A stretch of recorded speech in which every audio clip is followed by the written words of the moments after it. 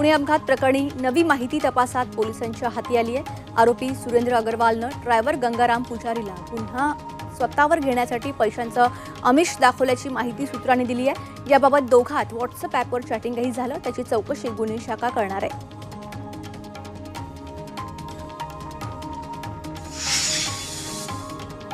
पुण्यातल्या कल्याणीनगर अपघातातील आरोपीचे आजोबा सुरेंद्रकुमार अग्रवालच्या घरावर छापेमारी करण्यात आली। पंचनामा करण्यासाठी गुन्हे शाखेचं पथक थेट अग्रवाल यांच्या बंगल्यावर दाखल झालंय। अग्रवालने ड्रायव्हर पुजारी यांना कुठे डांबून ठेवलं होतं हे शोधण्यासाठी गुन्हे शाखेनं छापेमारी केली आहे।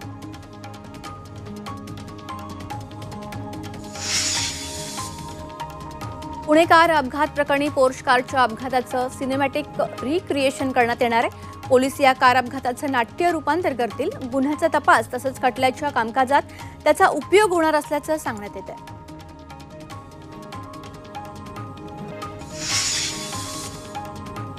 ड्रंक अँड ड्राईव्ह प्रकरणानंतर पुणे जिल्ह्यातील पब आणि बार प्रशासनाच्या रडारवर आलेत। राज्य उत्पादन शुल्क विभागानं मागच्या 3 दिवसात जिल्ह्यातील तब्बल 49 पब आणि बारवर कारवाई केली। त्यांच्यावर गुन्हे दाखल करून ते सील करण्यात आले। या कारवाईमध्ये 1,12,00,000चा दंडही वसूल झाला। डोंबिवली अनुदान केमिकल कंपनीतील स्फोट प्रकरणी मुलय मेहताला 29 मे पर्यंत पोलीस कोठडी देण्यात आली आहे, तर मालती मेहता यांची चौकशी करून सोडण्यात आलंय। मालती मेहता यांचा कंपनीशी कुठलाही संबंध नसल्याचं पोलीस तपासात समोर आलंय।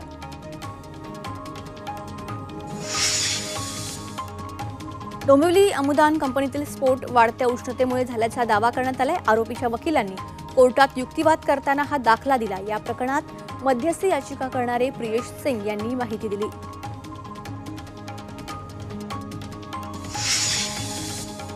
मुख्यमंत्री एकनाथ शिंदे आज मुंबईतल्या नालेसफाईची पाहणी करणार आहेत। पावसाळ्यापूर्वी मुख्यमंत्र्यांकडून ही पाहणी करण्यात येते। पावसाळ्यात मुंबईकरांना पाणी तुंबण्याचा त्रास होऊ नये म्हणून पावलंही उचलण्यात येत आहेत।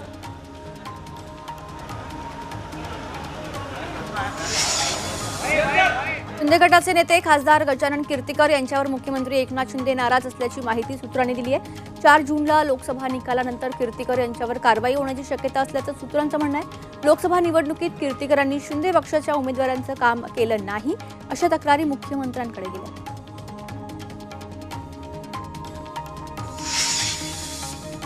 समृद्धी महामार्गानं आमदारांची किंमत 50 कोटी केल्याचा आरोप राजू शेट्टींनी केला, तर शक्तीपीठानं किती शक्ती मिळणार आणि कुणाची किंमत किती होणार असा सवाल करत शक्तीपीठ महामार्गाला विरोध कायम असल्याचं राजू शेट्टी म्हणाले।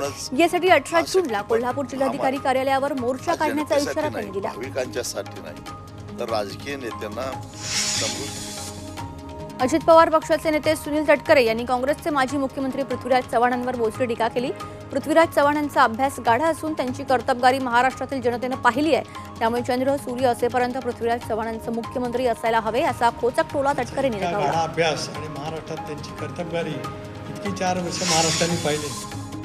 मुंबई शिक्षक मतदारसंघात इंडिया आघाडीत फूट पडल्याचं समजत आहे। ठाकरे पक्षानं उमेदवार जाहीर केल्यानंतर समाजवादी गणराज्य पक्षही निवडणूक लढण्यावर ठाम असल्याची माहिती मिळते। मुंबई शिक्षक मतदारसंघासाठी सुभाष मोरे उमेदवार असतील असं समजतंय, तर कपिल पाटील हे समाजवादी गणराज्याचे विद्यमान आमदार आहेत।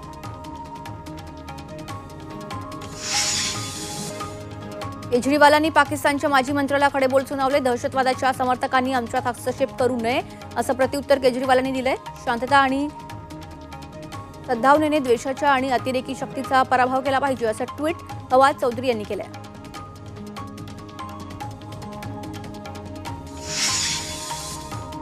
आता 10वीच्या विद्यार्थ्यांसाठी महत्त्वाची बातमी। येत्या 27 मे रोजी 10वीचा निकाल लागणार आहे। दुपारी 1 वाजता निकाल ऑनलाईन पाहता येणार आहे। त्यासाठी बोर्डाने वेबसाईट पाहता येणार आहे।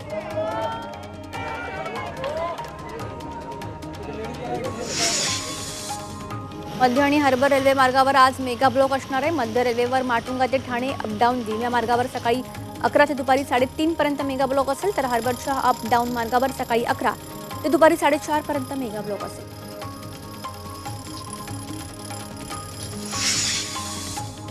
मध्य रेल्वेवर 1 आणि 2 जूनला 36 तासांचा मेगा ब्लॉक घेतला जाणार आहे। CSMT स्थानकातील प्लॅटफॉर्म क्रमांक 10 आणि 11ची लांबी वाढवण्यासाठी हा ब्लॉक घेतला जाणार आहे। या ब्लॉक दरम्यान लांब पल्ल्यांच्या गाड्यांची सेवा कल्याण, ठाणे, दादर, पनवेल स्थानकांपर्यंत खंडित केली जाणार आहे।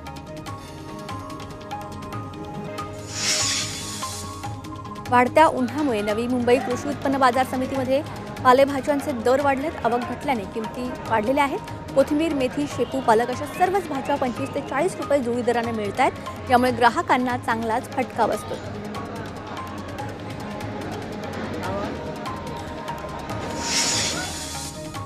भिवंडीमध्ये 2 नामवंत कंपन्यांच्या नावानं बनावट मसाला विकणाऱ्या दोघांना अटक झाली आहे. पोलिसांनी सापळा रचून महेश यादव आणि मोहम्मद अफजल प्रधान या मसाला तस्करांना बेड्या ठोकल्या. तसंच सुमारे 1 लाखांचा मुद्देमाल जप्त केला.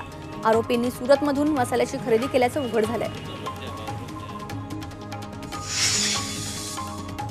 जळगावमधल्या जिल्हा शासकीय रुग्णालयातील संध्याकाळी वीज पुरवठा खंडित झालाय.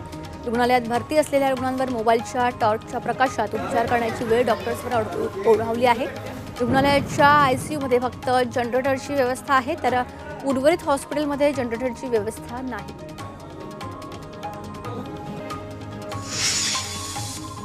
नाशिकमध्ये स्वाईन फ्लू पाठोपाठ डेंग्यूनंही डोकं वर काढलंय. 3 आठवड्यात डेंग्यूचे 19 रुग्ण आढळले. नाशिकमध्ये अधिक तापमानामुळे शहरात कूलर, एसी चालू आहे. त्यामुळे डेंग्यूच्या अळ्यांची वाढ होते.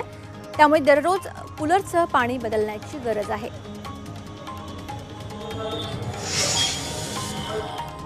वाशिमच्या रिसोड शहरात पाणी साचल्याने डासांचं प्रमाण वाढून डेंग्यूचे रुग्ण आढळत आहेत. तर हिवताप, सर्दी, चिकनगुनिया यांसारख्या आजारांनीही आता डोकं वर काढलंय. धूर फवारणी करून स्वच्छता करण्याची मागणी नागरिकांकडून केली जाते.